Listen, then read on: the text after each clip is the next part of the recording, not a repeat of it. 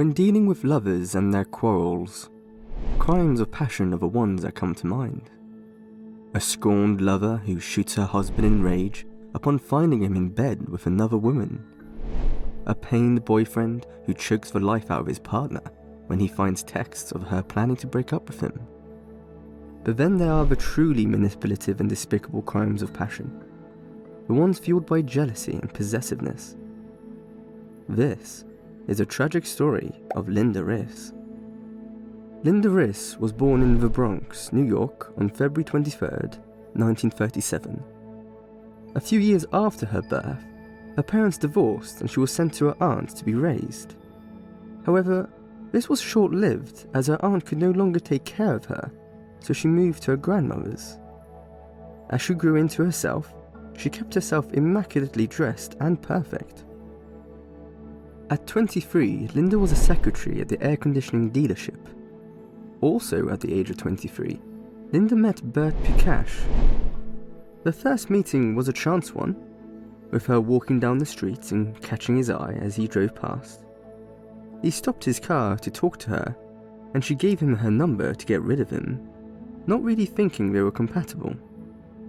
Within the day, he'd sent her a dozen red roses. The relationship sparked from there. He wooed her with his money and his affection, and Burt was head over heels for Linda. But let's stop and talk a bit about Burt for a moment and introduce him. Burt Pugach was born on April 20th, 1927 to Paul and Anna Pugach in the Bronx, New York. While there was never anything wrong with Burt growing up, his mother was sure that he could do nothing for himself and took it upon herself to control him, even going as far to bathe him until he was 12.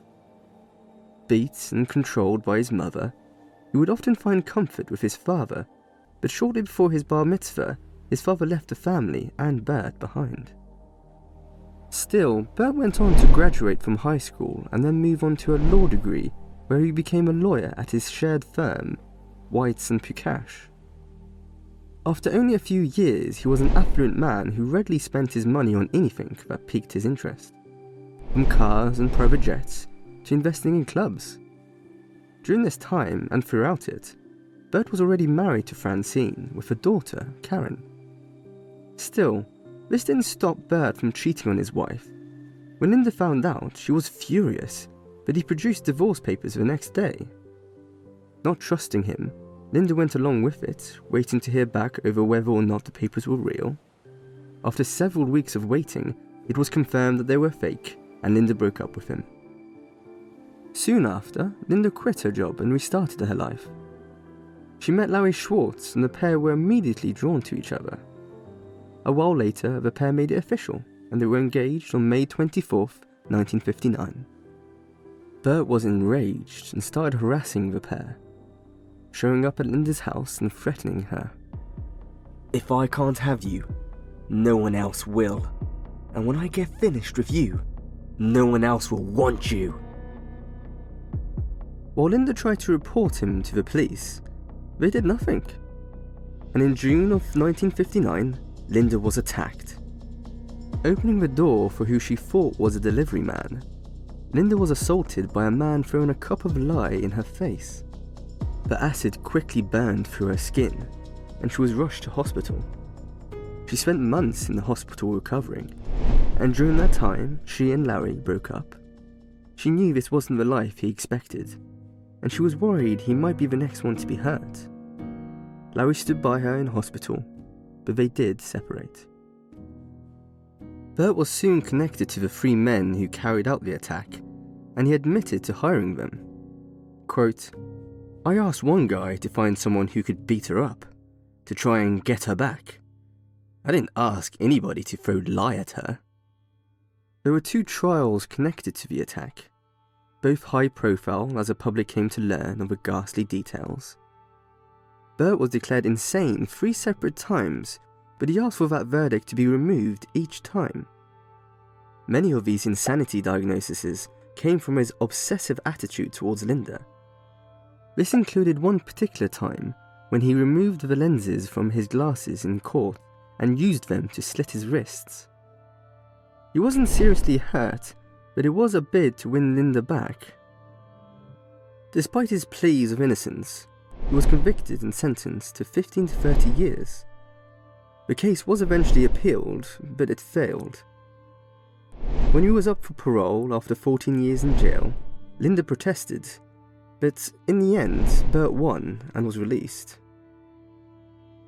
While Burt was in jail, Linda had been living on her own and moving on with her life, but her inward and outward scars remained.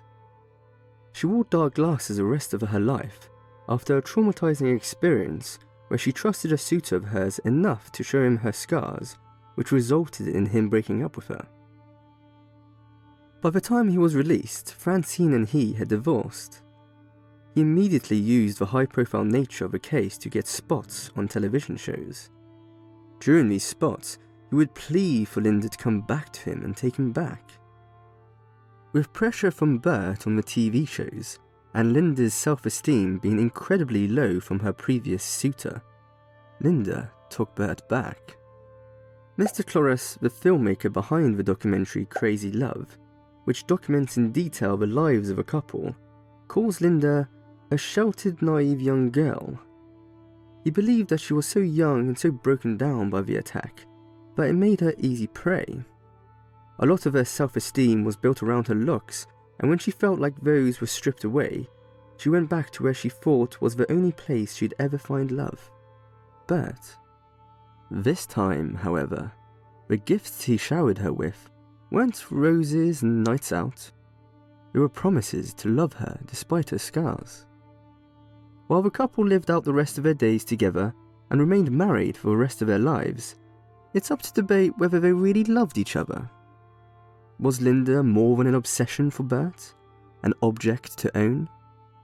And did Linda ever really love him? Or was she settling for the one scrap of happiness she could hold on to? No matter what you believe, the tragic attack on Linda Riss is a horrific look into the world of spousal abuse and manipulation.